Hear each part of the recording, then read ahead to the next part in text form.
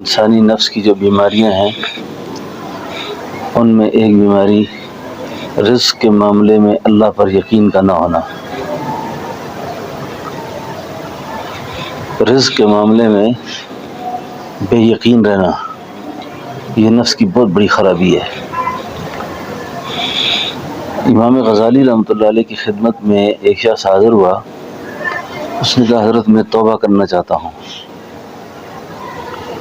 میں بڑا گناہ گار ہوں، میں کفن چور ہوں۔ تنگی کا زمانہ تھا تو وہ کپڑا ناپید تھا، تو وہ اکثر اوقات کفن چرایا کرتا تھا۔ تو کفن چرانے کے لیے اس کو تجہیز تکفین میں شامل ہونا پڑتا تھا۔ تو کہنے لگا کہ میں نے بے شمار لوگوں کو کہ کفن نکالے، لیکن ایک کفن ایسا تھا کہ ایک خاتون تھی جس کی تدفین میں شامل تھا۔ جب لوگ ہٹے تو میں نے کفن کھینچا اس کا، تو آگے سے آواز آ رہی ہے، ایک بخشا ہوا شخص ایک بخشی ہوئی عورت کا کفن چرا رہا ہے۔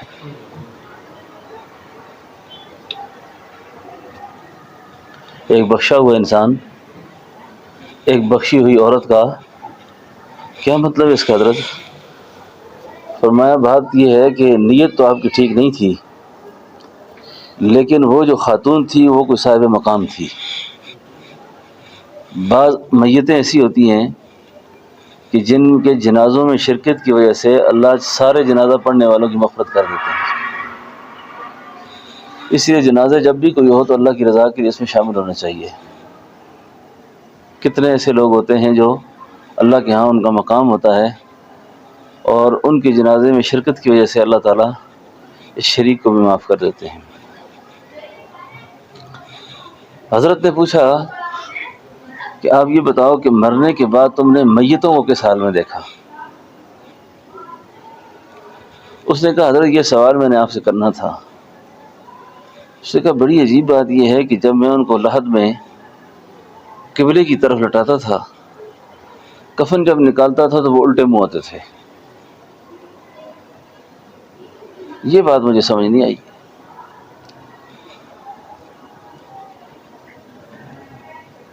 تو حضرت نے فرمایا کہ اس کی جو وجہ ہے نا وہ یہ ہے کہ جن لوگوں کو رزق کے معاملے پہ اللہ پہ یقین نہ ہو، یہ آج کے اس دور کی بڑی بیماری ہے۔ میرے بچوں کو کیا ہوگا، یہ کہاں سے کھائیں گے، میں مر گیا تو ان کا پھر کیا بنے گا، اس طرح کے جو خیالات ہیں نا، فرمایا یہ وہ لوگ ہیں جن کو رزق کے معاملے میں اللہ پہ یقین نہیں تھا۔ قرآن کریم میں اللہ فرماتے ہیں نحن قسمنا بینہم معیشۃ فی الحیات الدنیا، ہم نے تقسیم کی ہے رزق، یہ اللہ کی تقسیم ہے۔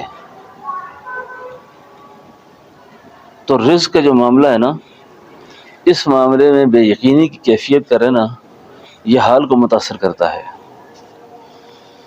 دل کو متاثر کرتا ہے کہ آدمی کے خیالات کہیں اور ہوتے ہیں، کسی اور پریشانی میں پھنسا ہوتا ہے۔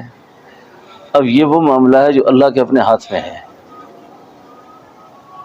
جو اللہ کے اپنے ہاتھ میں ہے۔ ہم نے اللہ کے کام اپنے ہاتھ میں لے لیے ہیں۔ اسی لیے اگر اللہ کسی کو صاحب دولت کر دے نا تو علماء نے لکھا ہے کہ کبھی بھی وہ اس طرح کی بات نہ کرے اپنے چھوٹوں کے ساتھ، بیٹوں کے ساتھ، ماتحتوں کے ساتھ یا غریبوں کے ساتھ کہ میں کماتا ہوں میری وجہ سے تم کھا رہے ہو، سارے میری وجہ سے کھا رہے ہو۔ اس آدمی کو بعض علماء نے لکھا ہے کہ تجدید نکاح کرنا چاہیے، اتنا بڑا گناہ ہے یہ بات کہ میری وجہ سے کھا رہے ہو۔ اللہ کے محبوب فرماتے ہیں کہ تمہیں جو رزق دیا جا رہا ہے یہ تمہارے ضعفاء کی وجہ سے دیا جا رہا ہے، جو تمہارے کمزور لوگ ہیں جن کو کمانے کا ڈھنگ چھل نہیں ہے، اللہ ان کی وجہ سے تمہیں دے رہا ہے رزق۔ تو رزق کے معاملے میں اللہ پہ یقین رکھنا چاہیے، اللہ پہ اعتماد رکھنا چاہیے۔ کوئی عارف تھے، وہ فرماتے ہیں کہ میں قرآن کریم پڑھ رہا تھا، تو قرآن کریم پڑھتے وقت 3-4 آیات میں نے پڑھی، تو جب ان 3-4 آیات میں نے پڑھ لی تو میں نے سوچا یا اللہ اگر یہ پورا قرآن نہ بھی نازل ہوتا نا تو خلقت کی ہدایت کے لیے یہ 3-4 آیتیں بھی کافی تھیں۔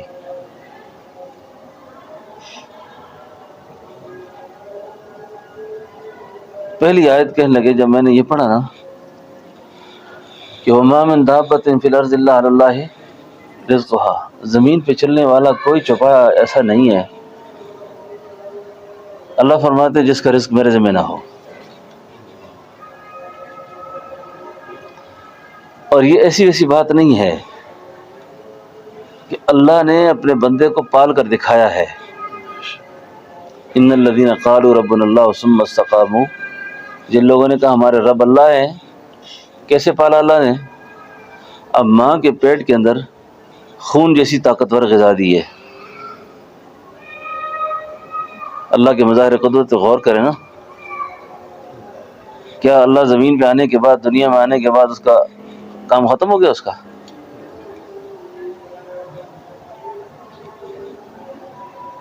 اب خون سب سے طاقتور غذا ہے۔ ماں کی چھاتی پہ دودھ کی نہر لگا دینا، جی گوشت کے اندر مضبوط ہڈی کھڑی کر دینا، یہ آخر کسی کرنے کے بغیر تو نہیں ہوا نہیں یہ کام؟ ہاں جی، تو اس کو رب کہتے ہیں۔ ہم نے رب کو پہچانا نہیں، اللہ کے ساتھ تعلق ہی نہیں ہمارا، 2 روٹیوں کے لیے جھوٹ سچ حرام حلال جو بھی ہو پرواہ نہیں اس کی۔ فرمایا جب یہ میں نے آیت پڑھی نا وَمَا مِن دَابَّةٍ فِي الْأَرْضِ إِلَّا عَلَى اللَّهِ، میرا تو بس یا اللہ یہ سب کچھ تیرا ہے، پورے کرنا ہے۔ تو عرض یہ کر رہا تھا رزق کے معاملے میں بڑھتا کسی کا بھی نہیں ہے، یہ بھی ذہن میں رکھیں۔ مقدرات کو بندہ حلال کر کے کھائے یا حرام کر کے کھائے اس کا کام ہے، جو مقدر ہے آپ کا وہ آپ کو ملنا ہے۔ اب آپ کی مرضی ہے آپ اس کو حلال طریقے سے کھاتے ہیں یا اس کو حرام طریقے سے کھاتے ہیں، ایک نقطہ یہ ذہن میں رکھنا چاہیے۔ دوسری بات یہ ہے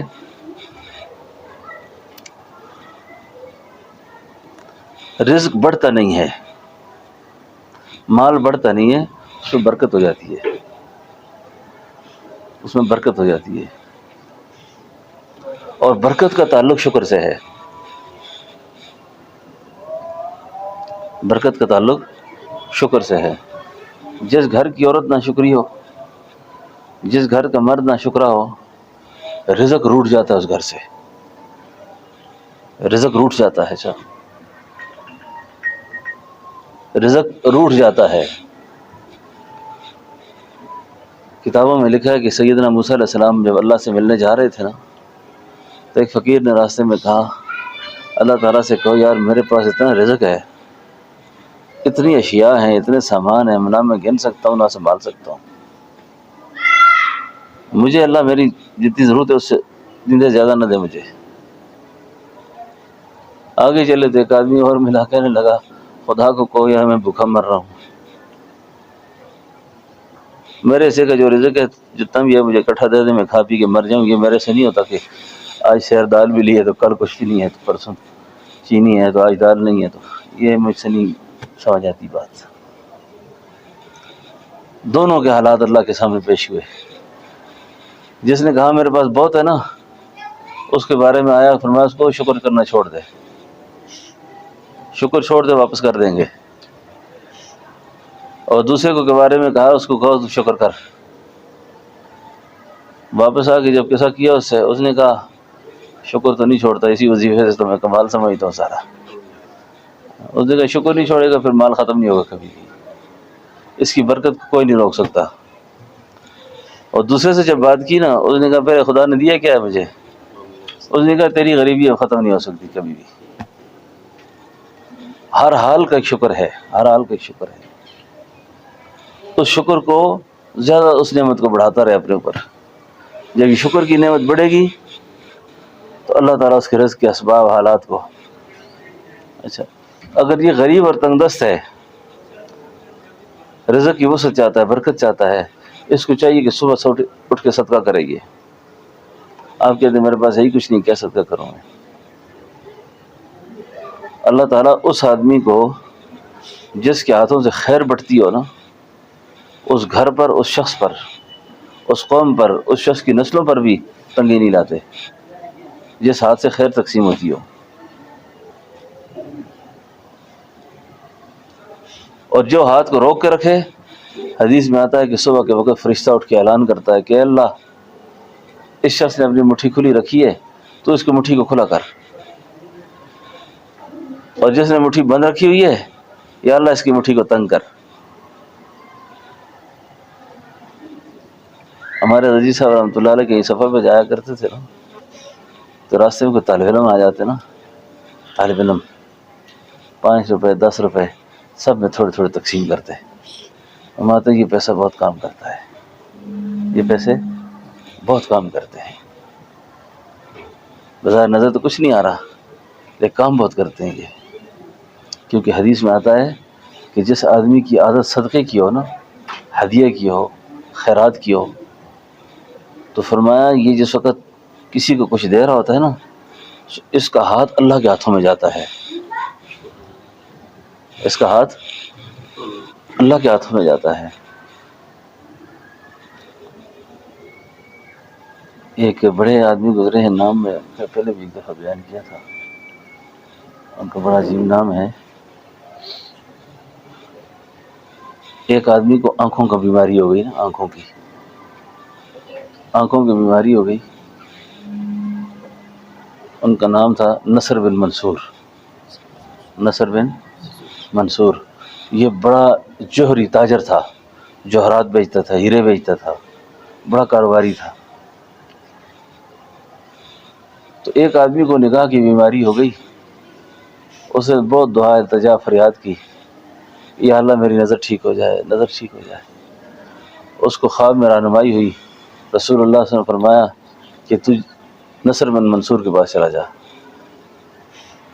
اب یہ اسی شہر کا بڑا تاجر ہے،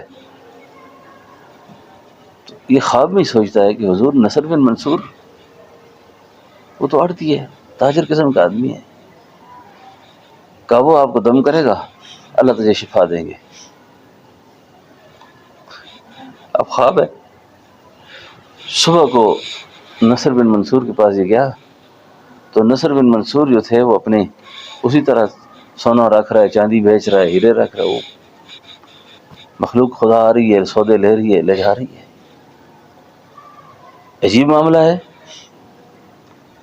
اب کیا کرے اس کا؟ نصر بن منصور جو تھا بڑا صاحب نظر تھا، صاحب کشف تھا.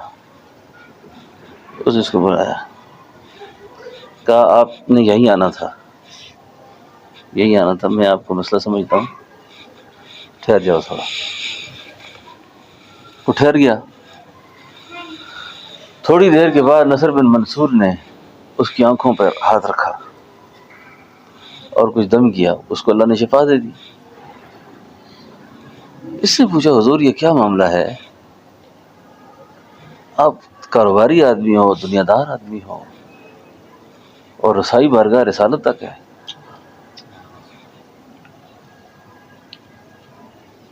اور بارگاہ رسالت کا ہم نشین ہونا کوئی گپ شپ تو نہیں ہے، یہ کیا معاملہ ہے؟ مجھے سمجھ نہیں آیا. اس نے کہا بات یہ ہے کہ رسول اللہ صلی اللہ علیہ وسلم نے فرمایا کہ جو شخص کسی کو کچھ دیتا ہے، ہدیہ دیتا ہے، صدقہ دیتا ہے، خدمت کرتا ہے، تو اس کا یہ ہاتھ جو ہے نا پہلے اللہ کے ہاتھوں میں جاتا ہے. اور یہ جو دنیا تم دیکھ رہے ہو نا، میں نے اپنے لیے نہیں رکھی ہوئی، یہ ہاتھ میرے کئی دفعہ دن میں اللہ کے ہاتھوں میں جاتے ہیں. تو اللہ نے اب میرے ان ہاتھوں کو یہ کرامت بخشی ہے، یہ جہاں انگلیاں رکھتی ہیں اللہ اس کو شفا دے دیتا ہے. بات سمجھو نا. تو رزق کے معاملے میں اللہ جل شانہ پر پورا یقین رکھنا چاہیے کہ رزق کے خزانے اللہ کے پاس ہیں، رزق اتنا ہی ہے میرے جو مقدر میں خدا نے تقسیم کر دیا ہے۔ البتہ اعمال کے ذریعے سے، صدقات کے ذریعے سے، خدمت کے ذریعے سے اللہ پاک اس میں برکت دے دیتے ہیں۔ ایک آدمی کہتا ہے میرے پاس کچھ ہو تو میں خرچہ کروں، اب اس کے پاس جتنا ہے اس سے خرچ کرے۔ جی اب سیدنا ابوبکر صدیق جب مال لے کر آئے تھے نا، مال لے کر آئے تھے حضور کی خدمت میں، تو گھر کا سارا لایا تھا نا، لیکن جو کوئی آدھا لے آیا تھا، کوئی تہائی لایا تھا، کوئی چوتھا حصہ لایا تھا، یا کوئی کچھ حصہ لایا تھا، وہ جو سب سے کم لایا تھا نا وہ ابوبکر صدیق کے مال سے زیادہ تھا، لیکن یہ سارا لے کر آئے تھے نا۔ جی تو حضور نے پوچھا تھا کہ ابوبکر گھر میں کیا چھوڑا، کیا چھوڑا؟ فرمایا اللہ کا نام چھوڑ کر آیا ہوں۔ وَسَيُجَنَّبُهَا الْأَتْقَى الَّذِي يُؤْتِي مَالَهُ يَتَزَكَّى وَمَا لِأَحَدٍ عِندَهُ مِن نِّعْمَةٍ تُجْزَىٰ إِلَّا ابْتِغَاءَ وَجْهِ رَبِّهِ الْأَعْلَىٰ وَلَسَوْفَ يَرْضَىٰ۔ تھا تو تھوڑا سا لیکن سارا تھا۔ اللہ رب العالمین جو ہے نا جذبوں کی قدر کرتے ہیں، اچھا جذبوں کی قدر کرتے ہیں۔ تو رزق کی برکت کے لیے بھی ایک طریقہ ہے کہ آپ خرچ کرنا شروع کر دیں۔ کتنا خرچ کرنا شروع کر دیں؟ وہ اسرائیلی روایات کے اندر یہ ہے کہ موسیٰ علیہ السلام کو شخص نے کہا تھا نا کہ مجھے خدا سارا رزق دے، میں کھا کے مرنا چاہتا ہوں۔ اللہ نے اس کی دعا قبول کر لی۔ موسیٰ علیہ السلام کو کہا کہ ٹھیک ہے اس کا سارا ہم رزق دے رہے ہیں، بس اس کو کھائے اور اپنا نظام پورا کرے۔ یہ عمر کی جو برکت ہے نا، اس کا تعلق بھی رزق کی تقسیم کے ساتھ بہت بڑا ہے۔ تو موسیٰ علیہ السلام نے جب اس کی فریاد اللہ کے سامنے رکھی، اس کا سارا رزق اس کو پہنچا دیا، بات آئی گئی ہو گئی۔ عرصہ اعتراض کے بعد موسیٰ علیہ السلام کو خیال آیا وہ اس بندے نے مجھ سے جو اپنے حصے کا رزق مانگا تھا، پتہ نہیں کھا پی کے مر کھپ گیا ہوگا، اس کو پتہ کروں کدھر ہے وہ۔ جب اس کو گئے دیکھنے کے لیے، دیکھو وہاں تو بادشاہی چل رہی تھی، لنگر چل رہا ہے، لوگ آ رہے ہیں، کھا رہے ہیں، جا رہے ہیں۔ یہ عجیب معاملہ ہے۔ لایا زیادہ زیادہ 10 سیر ہوگا سارا اس کی زندگی کا جو کچھ تھا، اب ہزاروں ٹن پڑا ہوا ہے، منوں کے حساب سے رزق پڑا ہوا ہے اس کا۔ اللہ تعالیٰ سے پوچھا کہ یا اللہ یہ کیا معاملہ ہے؟ فرمایا موسیٰ مسئلہ یہ ہے کہ وہ آدمی میرا بزنس پارٹنر ہے، وہ میرے ساتھ اس نے تجارت شروع کر دی ہے۔ جب میں نے اس کو دیا اس نے اکیلے نہیں کھایا، پھر اس نے اپنے ساتھ لوگ شریک کر دیے۔ ایک دے کے آزمایا، اس نے خرچ کر دیا۔ میں نے ایک کی جگہ اس کو 10 دیے، 10 دیے اسے وہ بھی خرچ کر دیے، میں نے 100 دے دیا۔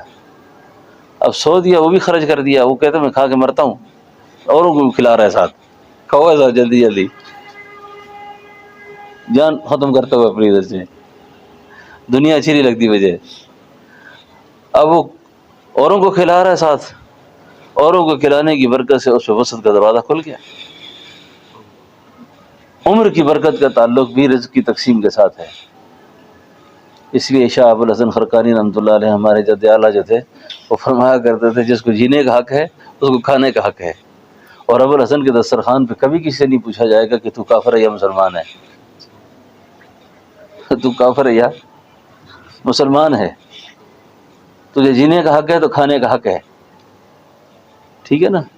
عربوں پہ اللہ کے جو فضل ہے نا، حالانکہ عرب بڑی کاہل قسم کی قوم ہے جو موجودہ ہے اس وقت، موجودہ جو قوم ہے نا بڑے عجیب قسم کی طبیعت ہے ان کی، سخت سے سخت گیر عربی ہوگا نا، وہ کھانے پینے کے معاملے میں نا اپنے نوکر کو غلام کو سامنے بٹھائے گا، اپنے ساتھ بٹھاتا ہے اس کو، اپنے ملازم کو اپنے ساتھ بٹھائے گا۔ میں نے ایک دفعہ ایک بزرگ تھے ان سے پوچھا، میں نے کہا یہ جو افسر لوگ ہوتے ہیں یہ گاڑی میں فرنٹ سیٹ پہ کیوں نہیں بیٹھتے؟ لوگ فرنٹ سیٹ پہ شوق کرتے ہیں نا، ویگنوں پہ بسوں پہ جب جاتے تھے نا تو فرنٹ سیٹ کی لڑائی کرتے ہیں. تو یہ صاحب لوگ افسر لوگ جو ہیں بڑے لوگ یہ فرنٹ پہ نہیں بیٹھتے، یہ پیچھے بیٹھتے ہیں. تو انگریز نے پچھلی سیٹ کو VIP بنایا ہے افسروں کے لیے. انہوں نے کہا یہ ڈرائیور کے ساتھ جان نہیں برابر کرتے. ڈرائیور بیٹھا ہوتا ہے اپنے ڈرائیور کے ساتھ اپنی جان نہیں برابر کرتے. یہ کہ یہ غریب آتڑ آدمی ہے، میں اس کے ساتھ بیٹھ کر اپنی جان خوار کروں. خواہ وہاں وہ پیچھے بیٹھتا ہے. وہ ہاں ہمارے علاقے کے خان تھا نا، وہ پیچھے بیٹھتا تھا. اسے کسی نے پوچھا کیوں پیچھے بیٹھتے ہو؟ کہ میں ڈرائیور کو تھپڑ مارنے کے لیے، جدھر سے بھی گڑبڑ کرے پیچھے سے اس کو. کہ ڈرائیور بھی ایسے ہوتے ہیں نا صابر صاحب کہ چلا ڈرائیور رہا ہوتا ہے، بریکیں مالک لگا رہا ہوتا ہے. وہ خان کی عادت تھی پیچھے بیٹھنے کی. تو عرض یہ کر رہا ہوں کہ کئی لوگوں کو بیماری ہوتی ہے، فقراء کے ساتھ غرباء کے ساتھ اپنی جان نہیں برابر کرتے.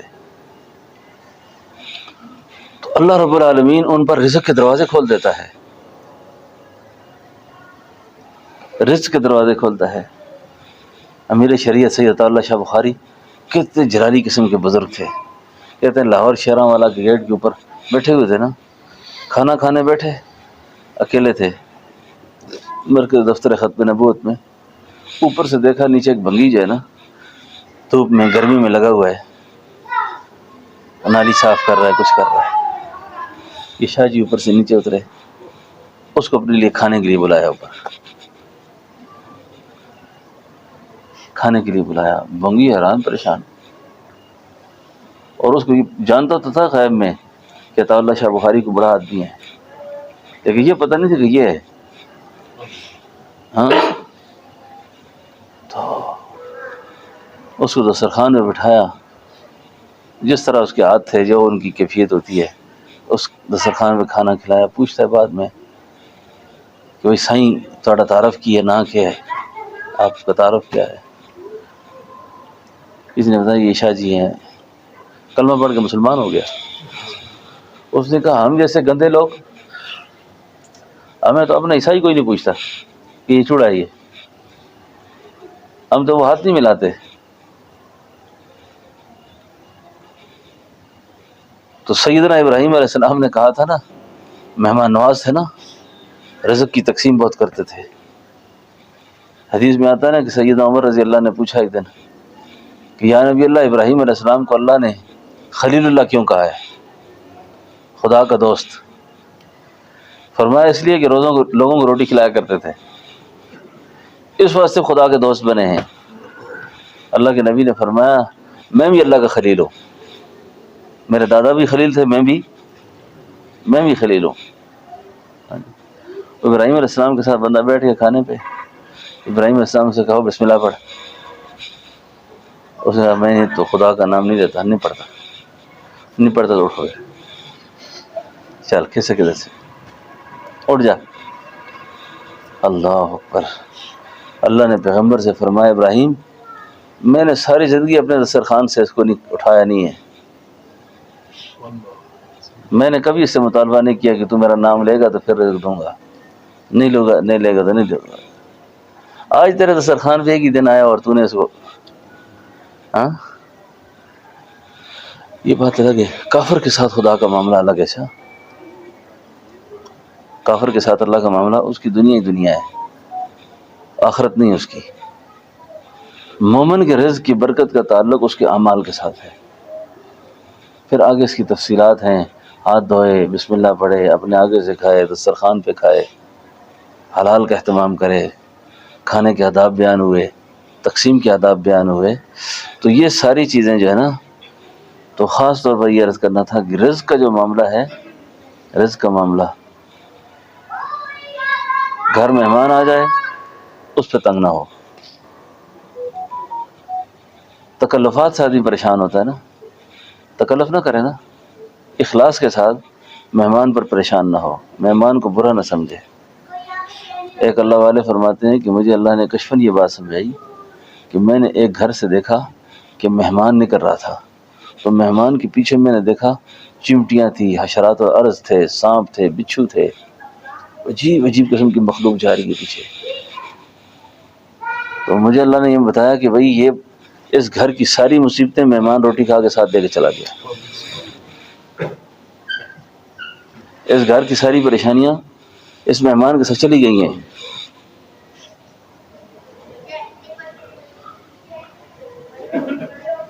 ہوئے گئے ماں بکرا غصے دے دا سے حلال کر دے دا سے کر دے۔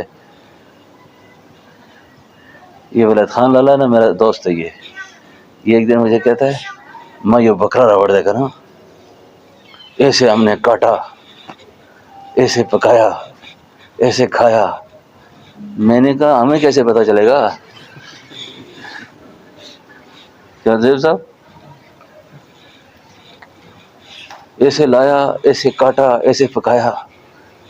میں نے کہا یہ تو تم اپنے گھر کی بات کر رہے ہو، ہمیں کیسے پتہ چلے گا کہ تم نے یہ سارا کام کیا ہے؟ کہتے اب میں سمجھ گیا ہوں جی آپ کیا کہنا چاہتے ہیں۔ سمجھے بات کو؟ اللہ تعالیٰ رزق کے معاملے پہ اپنی ذات پہ صحیح یقین نصیب فرمائے۔ تو رزق کے مسئلے پہ تنگ نہ ہوا کریں، اچھا مہمان پہ تنگ نہ ہوا کریں، کسی کو کھلانے میں تنگ نہ ہوا کریں، پریشان نہیں ہونا چاہیے، ٹھیک ہے نا؟ جو دال ساگ ہو اللہ کی رضا کے لیے۔ ہاں جی، ایک بزرگ کہنے لگے جی میں جو گھر میں جو دال ساگ ہوگا جی حضور کو پیش کر دیں گے۔ اس نے کہا دال ساگ بھی اچھا ہے، روز سے بندے کی عزت ہو جاتی ہے، ہاں روز سے بندے کی عزت ہو جاتی ہے۔ وہ اس کو اور سمجھا دی بات نا کہ میں صرف دال ساگ ہی پہ راضی نہیں ہوتا، کئی خوش مزاج لوگ ہوتے ہیں نا ٹھیک ہے نا؟ ہاں کیوں